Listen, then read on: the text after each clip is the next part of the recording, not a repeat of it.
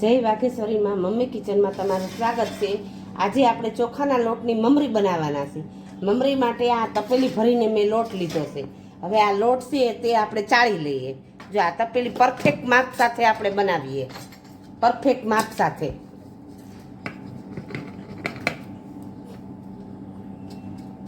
જો આ તપેલી લોટ છે ને, હવે આપણે આ ચાળી નાખીએ।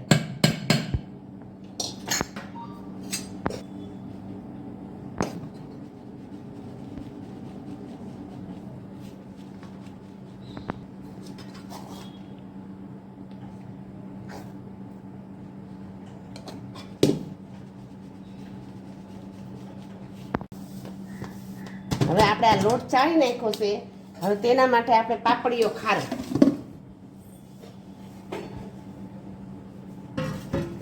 પાપડીઓ ખારો અને મીઠું આમાં બે જ છે। આ એક તપેલી ચોખાનો લોટ છે। આ તપેલી આપણે કઈ આ લોટ ચોખાની એક તપેલી લોટ છે તો આપણે 3 તપેલી પાણી નાખવાનું। આપણે મમરીમાં થોડુંક ખીચું ઢીલું હોય, કઠણ એકદમ પાપડ જેવું ન હોય।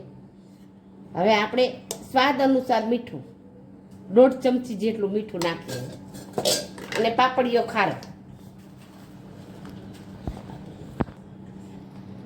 1 ચમચી ભરીને આપણે પાપડીઓ ખારો। હવે આપણે આને ઉકાળવા મૂકી દઈએ।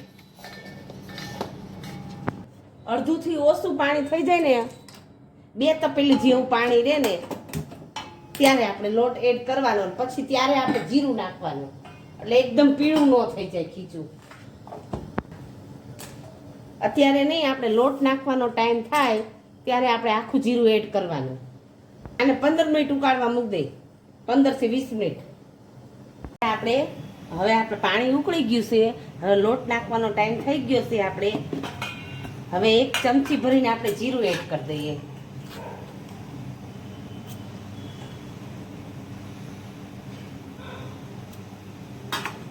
પાછું ઢાંકણ આપણે ઢાંકી દઈએ થોડીક વાર, ત્યાં સુધીમાં આપણે સંચાને તેલ ચોપડી દઈએ। જો આવી રીતના બધે તેલ ચોપડી દઈએ ને તો ઈઝી પડે એકદમ।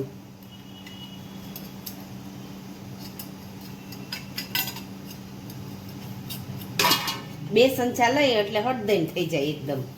2 વારાફરતી કરીને તો ઝટ દઈને પતે।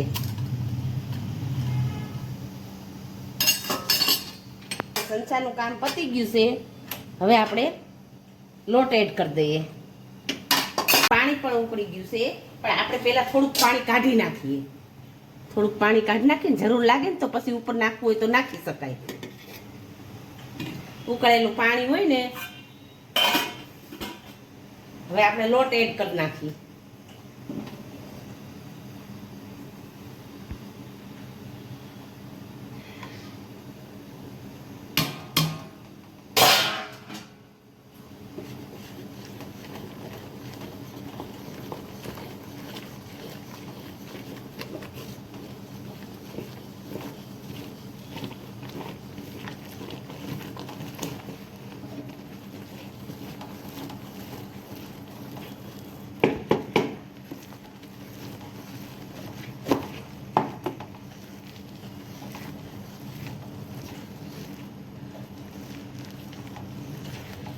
પાણી કાઢી લીધું તો સારું થયું। જો આ પરફેક્ટ માપે થઈ ગયું,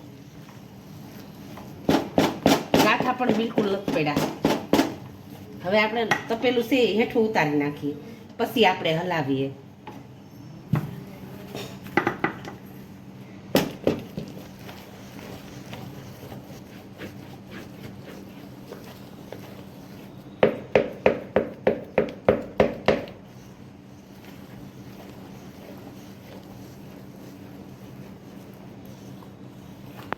હવે આપણે ખીચું તૈયાર થઈ ગયું છે। હવે આપણે મમરી પાડી નાખીએ।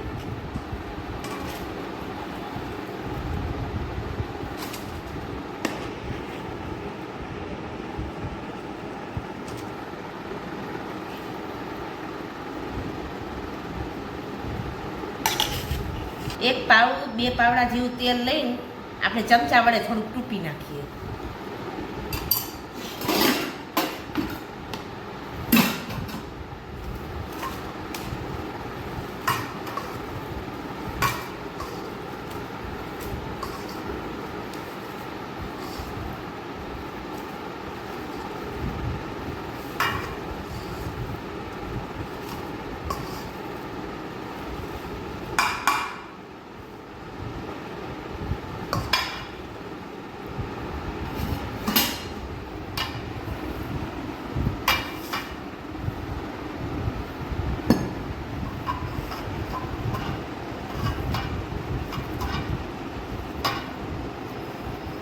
આપણે આવી રીતના આને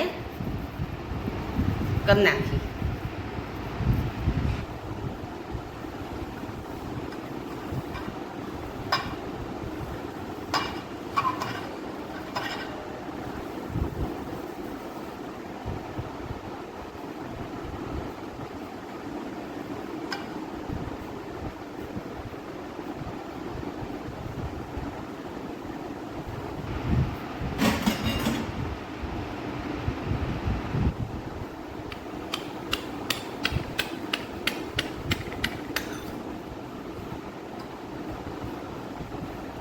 અને ટાટા છાયા કરીને તોય વાંધો ન આવે.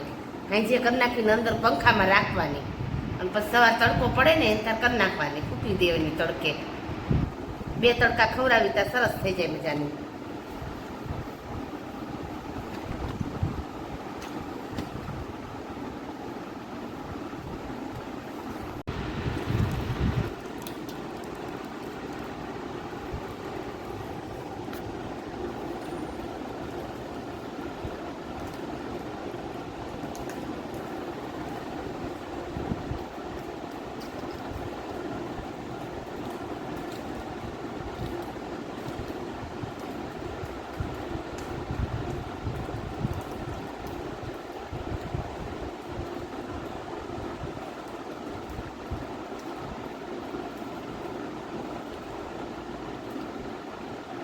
આવી રીતના આપણે બધી પાડી નાખીએ.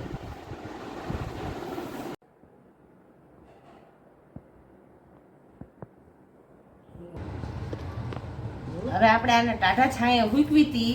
હવે આપણે આને તડકે પણ સૂકવી નાખી છે, એકદમ સરસ ફૂકાઈ ગઈ છે. હવે આપણે આને તળી નાખીએ. હવે આપણે તેલ આવી ગયું છે, હવે આપણે મમરી તળી નાખીએ.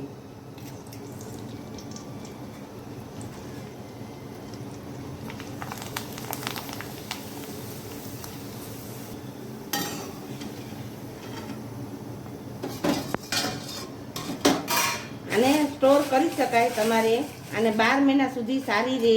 તમારે જ્યારે ઉપયોગ હોય ત્યારે તમે તળી શકો અને બાકી ડબ્બામાં પેક કરીને મૂકી દેવાની.